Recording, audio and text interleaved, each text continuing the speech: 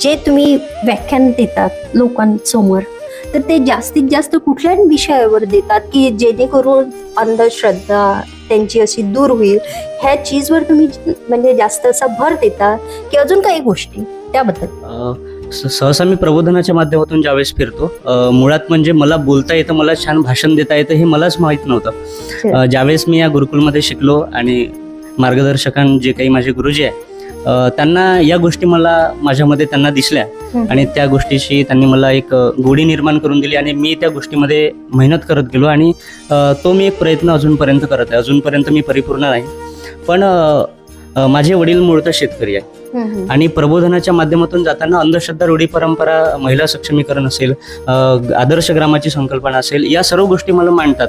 पण हल्ली ग्रामीण भागातला आणि माझे वडील शेतकरी मूळतः असल्यामुळे माझ्यासमोर एक प्रश्न राहतो की शेतकऱ्यांच्या प्रश्नावर कुणी बोलत नाही आणि बोलले तर फक्त ते त्यांना प्रश्न मांडतात, उत्तर कुणी सांगत नाही. आणि मग मी राष्ट्रसंतांचं जे काही साहित्य वाचलं त्यावेळेस मला वेगवेगळे विषय त्यामध्ये दिसले आणि मी समाजामध्ये बोलताना मी सर्वात जास्त जर भर देत असेल तर ते शेतकऱ्यांच्या प्रश्नावर आणि त्यावर आपण काय केलं पाहिजे.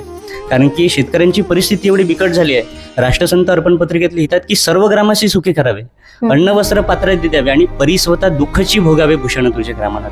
जे काही पात्र आहे समाजामध्ये काम करणारे, लोहार, सांबार, सुतार असतील, शेतकरी असतील, यांची परिस्थिती जरी भारत हा देश कृषीप्रधान असला तरी असं म्हणतात की शेतकरी फार मोठा आहे, तो कृषीप्रधान आहे. आणि मग हल्ली आपल्यासमोर एक प्रश्न उभा राहतो की भारत हा देश जर कृषीप्रधान देश आहे तर इथे सर्वात मोठा माणूस हा शेतकरी पाहिजे, तो पुढारी काय.